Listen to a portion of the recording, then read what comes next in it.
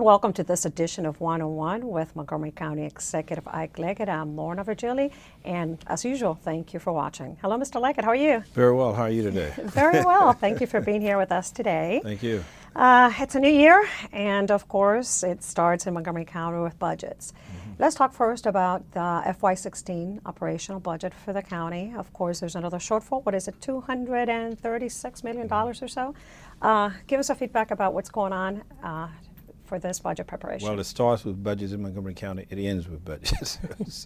Top three items are budget, budget, budget. So it's an ongoing process. You have to keep that in mind, although we have what we call a budget season, whereby a recommendation is made in March, but it's something that we really concentrate on throughout the entire year.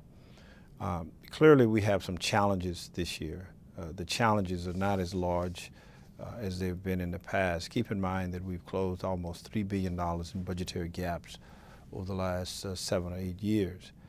In 1 year alone, it was $978 million. The gap this year is approximately $236 million. Now, technically, it looks smaller, and one could assume, say, well, if we resolve the huge numbers of the past, well, this certainly will one that is much more manageable. It's yes and no. It is smaller, but in order to close the budget gaps we've had in the past, we've taken a great deal of options that I think are not very popular. We cannot continue to go down that road. We eliminated, for example, 10% of our entire workforce. We changed the payments that the county makes to the retirees, to our health plan. We did not provide cost of living adjustments for 4 years. We furloughed employees. We did an awful lot of things over that period of time. Many of those things are not the kinds of things that I would want to continue to do, because at some point you sort of get this diminishing return from that. So the budget is smaller in terms of the gap, but the options are fewer to deal with it. So it is a challenge. Then you couple that with the fact that the state has a deficit to deal with, and the economy, although it has improved, is certainly not at the level that we want it to be. So at the end of the day, where are the cuts going to come from? Well, we're still working on that. But keep in mind, we'll balance it, and we'll make certain that it responds to the priorities of the county in terms of education, public safety, and looking out for the most vulnerable within Montgomery County. I hope that we will not have to take an awful lot of big steps backwards, and my objective is to try to have a budget that is somewhat close to where we are today. But there are still some things we need to work on. What is going to happen in Annapolis with the new governor? What are the revenue projections coming forth? What other changes that may happen as it relates to the economy overall? And you balance all of those things together, and we will have a better estimate closer to the time we have to submit the budget for the council approval. Of course, it is a balancing act, but you're working on it. Yeah, one other matter that I failed to mention there's this Wynn case that's out there, which is a pretty significant case that is now before the Supreme Court. And sometime late this fall or this summer, the Supreme Court will render a decision in that. Now, that decision, which affects many counties throughout the state of Maryland, could have a huge impact on Montgomery County. If we lose that case, it's a tax case, it means that we may have to pay somewhere between $100 and $115 million in retroactive payments, people who file claims on the basis of some income tax withholdings. And it means that there will probably be somewhere in the neighborhood of $25 million of reduced revenues going forward. So it's a pretty significant problem. So when you couple the Wynn case, the revenue projections, the governor's budget, and the overall state of the economy, those are factors that have to balance in the weight of things before we submit the budget this time. So does that sound like cuts across the board? Not necessarily, but it says that there are some big items that are out there that we need to look at very carefully before we formalize this budget. You've been holding, as you usually do, at the beginning of the year, every year, in preparation for the budget, you held 5 budget forums across the county, Up County, Mid County, Silver Spring, Bethesda, etc. You heard from county residents, and what were some of those major concerns that they were advocating in favor of? Well, some I think were somewhat new, but traditionally we've had a very strong response from our residents related to education. We have increased enrollments within our school system in excess of 2,000 students per year for the last 5 or 6 years. That growth rate is likely to continue, so there's a very strong push for education. In addition to that, there are people who are concerned about the overall level of health and human service programs, making certain that we respond to the most vulnerable. Housing advocates were out pretty strongly. People from the libraries, friends of the libraries who are there, who experienced some very difficult cuts in the past, want to make sure that we either start restoring those or not making any further reductions to the libraries. And across the board, we had various items from public safety to the environment, but people were out and they were very, very knowledgeable, informed about the issues, provided, I think, a wonderful platform to have an ongoing dialogue. And I listened to very carefully to many of their concerns. One, for example, a new one, to have more code enforcers to go to single-family homes. In the past, we concentrated quite heavily on the multifamily homes, and we had a big effort, resources there. But there are a number of people now concerned about single-family homes, and I think we're going to try to respond to that as well. Let's transition to the other budget, which is the 6-year capital construction budget that you already recommended, $4.665 billion. And it does put priority on additional funding and funding for additions in schools, renovation, and the construction of another school. Of course, education is still a priority, top priority for the county. But talk about how you built this budget and the other items that are included in it. Well, we started around the priorities for the county, and this is a 6-year capital plan, and this is the year for which we basically take amendments from the biannual capital budget that we provide each and every year. So we were not looking to make a lot of major changes. That comes next year. But there are some adjustments that we made. Certainly looking very carefully at education as a top priority, looking at roads, rec centers, libraries are part of this. The usual things that happens in a budget of this size is that we have to concern about the long-term borrowing effects of what we're doing and trying to keep that in the wraps, because the third highest item in our budget this year is paying basically the borrowing amounts that the county provides through our borrowers in order for us to provide the resources for our capital program. So we have to keep that manageable, because it could have a negative impact on our operating budget. The more we have to pay for the capital expenses reduces the amounts of monies that are available, that generally would be available for the operating budget. Mr. Leggett, we got to take a short break, but when we come back, we're going to talk about that Independent Transit Authority. Sure. We'll be right back. Stay tuned.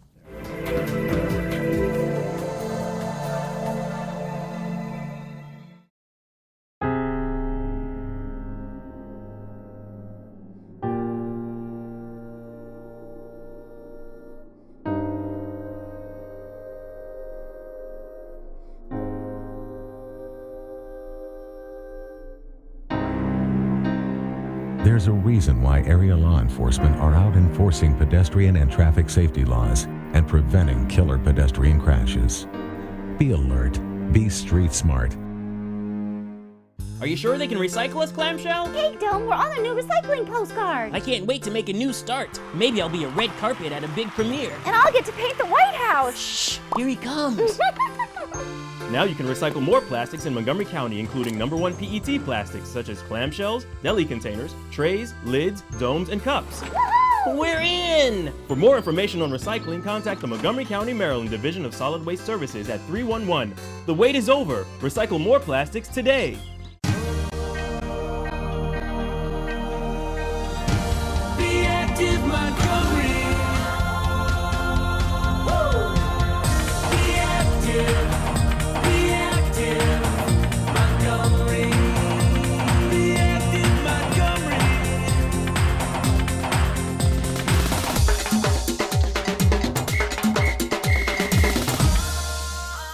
Be active, Montgomery. This message brought to you by FEMA. Home fires occur most often in winter. Keep anything that can catch fire at least 3 feet from heating equipment. And never use an oven to heat your home. Stay in the kitchen when frying, grilling, or broiling food. Turn space heaters off when you leave the room or go to bed. Make sure all vents are clear of snow and ice to allow carbon monoxide to vent outside. Have your furnace, heating system, and chimneys serviced each year by a qualified professional. Learn more at www.usfa.fema.gov.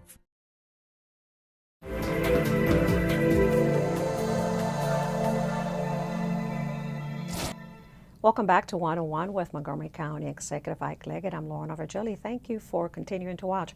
Mr. Leggett, let's talk about the Independent Transit Authority. This is something you announced at your inaugural speech back in the month of December of 2014. And recently you backed down, you withdrew legislation that you were seeking out in Annapolis. Why? Well, two reasons. Let's first of all think about why we need transit in Montgomery County. We have a fairly congested county, and we have a large number of development projects that are already on the way, and we need to have some level of traffic relief. Certainly, given the costs and the environmental impacts, it would be very difficult for us to build more roads, bridges, in order for us to accommodate the level of growth that's anticipated. We started with the objective many years ago that bus rapid transit and higher transit would be the option that we would take in order to accommodate future growth in the county. I now want to make certain that we fulfill that. And so if we still have that as an objective, the question is, how do you do that? Now, there are several ways you could do it. One way is to simply put the major capital projects for transit in line with all of the other things that the county is now funding, i.e. schools, rec centers, libraries, and all those things. Well, if you did that, it would be a very, very long time because there's so many things that are already in the queue, so many things that you would have to just take out and you would never get to them, that you need to find other ways in which to do that. The other way is to rely upon a great deal of state resources to get it done, or federal resources to get it done. The likelihood of that happening at the time frame that we needed, in my opinion, is highly unlikely. We've fought very hard, have a new governor who is probably going to reduce the amounts of monies that are available. Therefore, that's not likely. So there are several ways we could do this. We could tax or try to tax just a few people, maybe a few developers along those lines, but in many of these places, you don't have a lot of development that has occurred and likely to occur anytime soon. So you don't have a large number of people in that pot to tax and to have impact fees and those kinds of things in order to obtain the resources that you need. And we have a challenge with how do you fit this in with the overall caps that we have. So my idea was to have some quasi-independent authority, that would allow us to have this authority with some controls on its budget, on taxes, and those kinds of things, with the county employees continue to be county employees working for the authority, and allow the authority to obtain resources, small amounts of resources from the state, small amount of resources from the county, and to be able to have more of a generalized tax, but much smaller, that would allow us to borrow the monies that we need to go forward.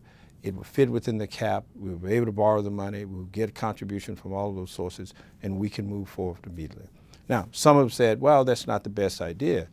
Thus far, I have not seen an idea that is better that would comprehensively allow us to do that. So what I did was to pull back, to say, okay, my idea is on the table. If you have a better idea to accomplish this, let me see this.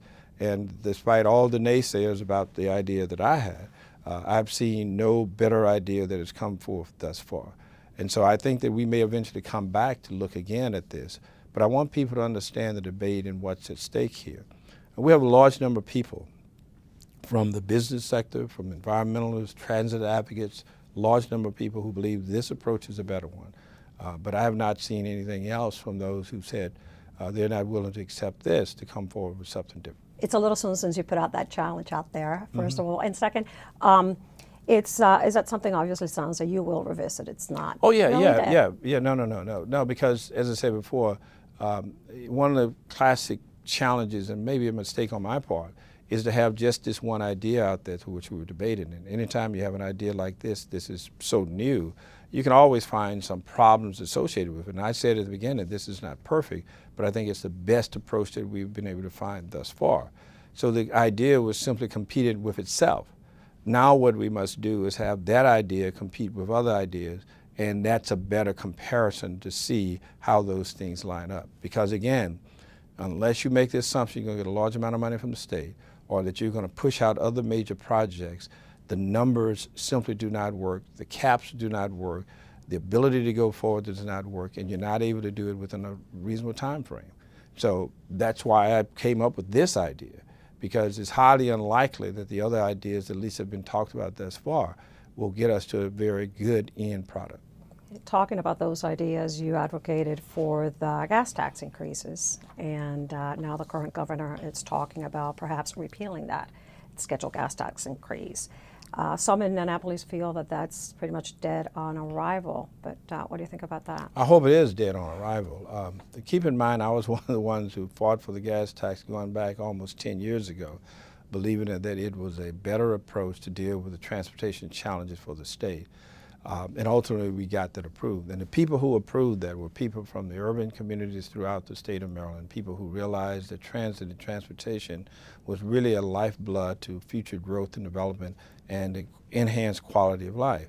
Many people throughout the rural parts of the state actually voted against it. And so the challenge that I have with the governor is that the gasoline tax, which you now want to take the receipts from, and provide resources to other areas of the county where people who really did not vote for it, did not support it. And the people who supported it, you're taking monies away from those communities in order to support other areas. Now, he did not say that he's going to repeal the entire gas tax. I think what he wanted to do is to have a separate independent vote that probably go in annually anytime you want to enhance or change the escalators or the adjustments that you need to make on it, which is counterproductive in my opinion. I think when you look at it, I think we've passed something that I think was meaningful, provides resources, and we should stick with that. And I don't think the votes are there in the General Assembly to reverse it at this point. Let's talk about the governor and the session that is taking place in Annapolis. Some of the delegates have expressed that pretty much the session is about dealing with the governor and finding common ground. Do you feel that perhaps this delegation this time around will not be able to push the priority issues for Montgomery County since they have to pretty much deal with a new governor that has different ideas? Well, first of all, you don't start to reach common ground by capitulating and negotiating against yourself to begin with. So I think that we will continue to push for those things that we believe in. And I think given the governor's indication that he wants to work cooperatively with our delegation and rest of the state delegations, I think we can find common ground. And I'm going to take the governor at his word. We're going to work with him, and hopefully we'll come up with some reasonable compromises where there may be differences. When we come back, we're going to talk about a little bit more about the governor and education cuts for Montgomery County. Stay tuned. We'll be right back.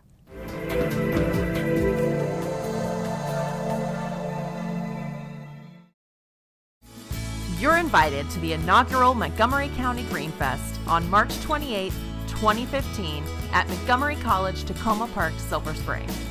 The Montgomery County Green Fest is a free event with something for everyone to enjoy. We've also partnered with the Environmental Film Festival to bring you an amazing selection of documentaries and kid-friendly films. So bring the whole family to Silver Spring on March 28th and help make the first Montgomery County Green Fest a day to remember. In Montgomery County, we have a goal to reduce waste and recycle 70% of all waste by 2020. By recycling and reducing waste, we save natural resources and make our community even better. So recycle at home, work, school, everywhere, and keep recycling going. For more information, call the Montgomery County, Maryland Division of Solid Waste Services at 311 or visit montgomerycountymd.gov/recycling. Keep it going! Recycle more now. Did you know there are more than 10,000 county government phone numbers? But there's only one number you need to remember for non-emergency calls, 311. MC311 is Montgomery County government's online telephone information system. Need information? Have a problem or complaint? Trying to locate a county government facility? Call 311. The call center is open Monday through Friday, 7 a.m. to 7 p.m. The website is available 24 hours a day, 7 days a week.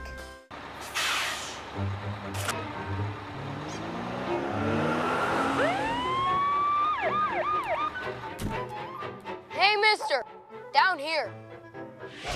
You illegally passed the stop school bus. I'm placing you in timeout, and this timeout means big fines, plus you really could have hurt somebody. That's why school buses are being equipped with video cameras to help kids like me stay safe, so respect the bus.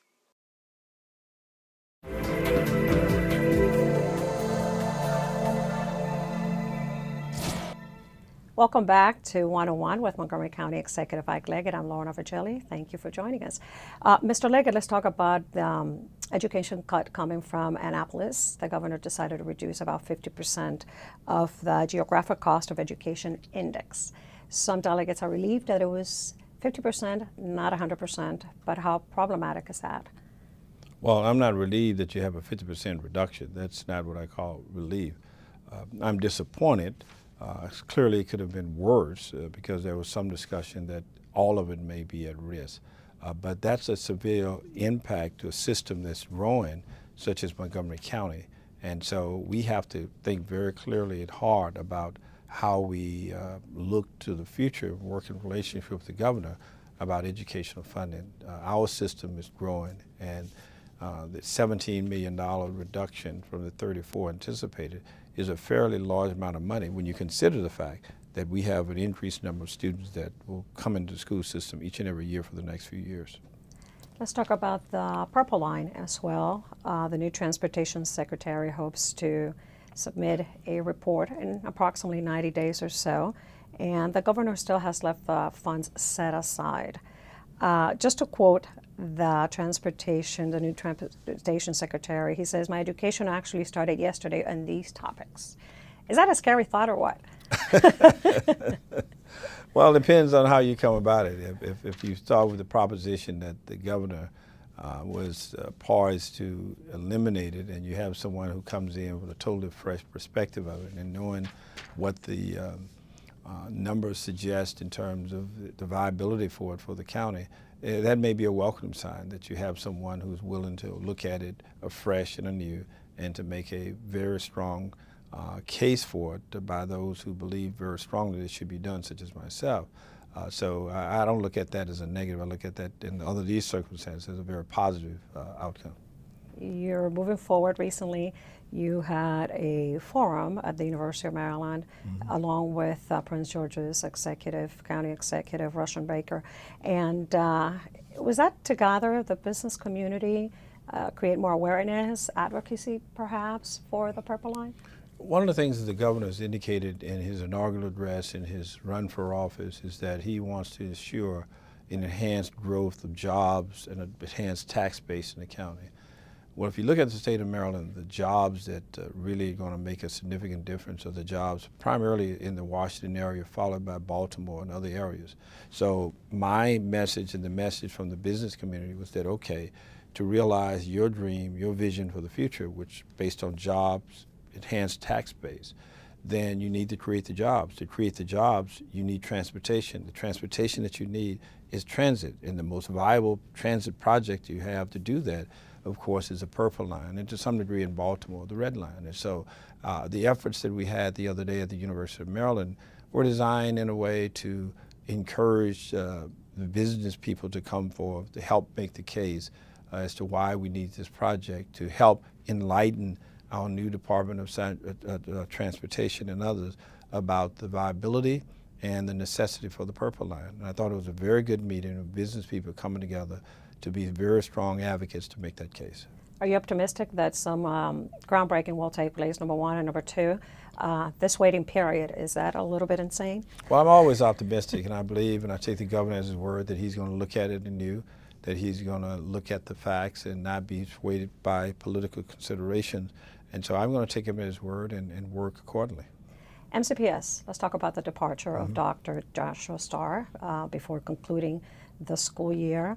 What message does this send to parents and students of Montgomery County Public Schools? I'm not sure that what message is saying. I would simply say I'm disappointed personally.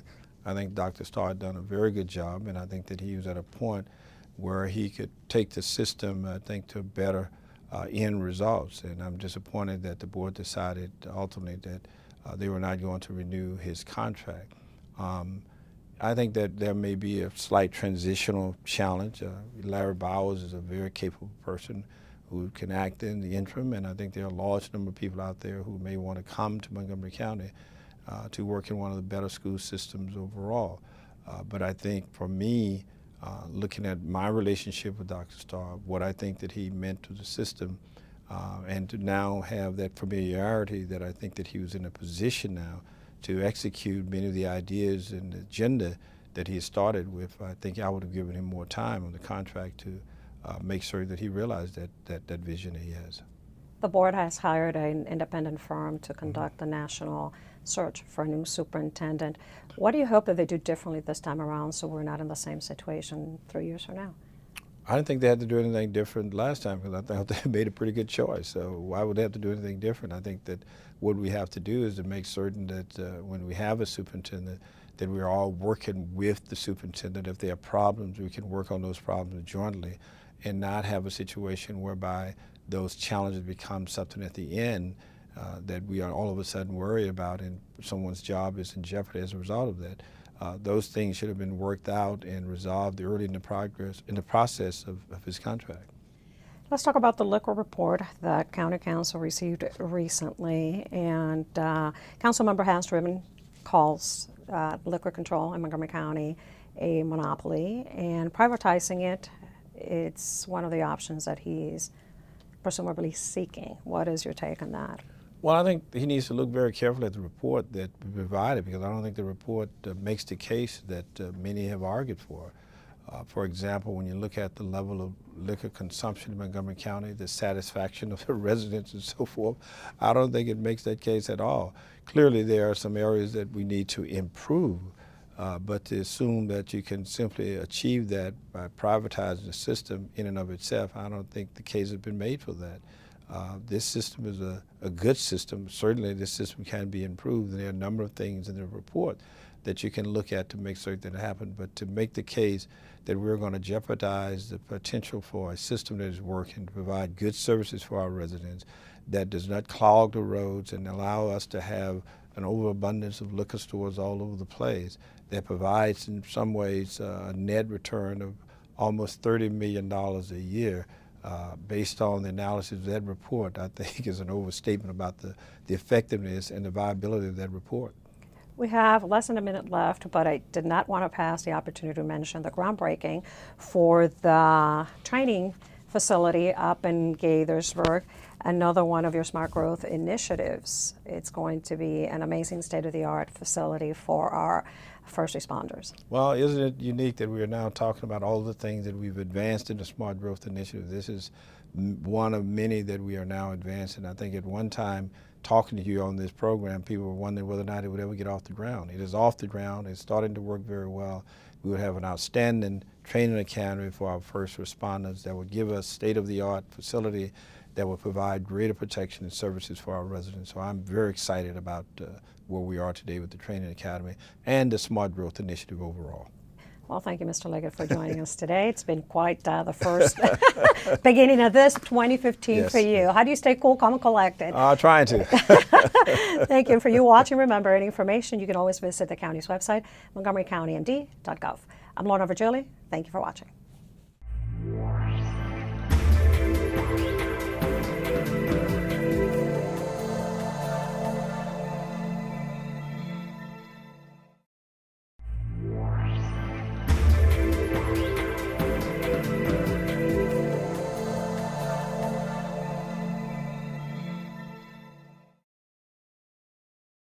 So, I'm kind of new here, but I've noticed a trend. My human does this funny thing where she goes around and gets all my toys, and then she hides them in that basket by the door. It's like, hello, that's where you put it last time. You were the worst at hide and go seek. County residents are required by law to clear sidewalks in front of and alongside their properties within 24 hours of the end of a snowstorm. But don't do it because it's a law. Do it for school kids. Do it for older adults. Do it for folks who depend on transit. Do it for yourself and your family. This winter, take the time during inclement weather and its aftermath to check up on older adults and vulnerable people who live near you, especially those who live alone. Working together, Montgomery County can stay safe and warm this winter. Good neighbors clear their sidewalks of ice and snow. For more information, call 311 or go to montgomerycountymd.gov/safe sidewalks.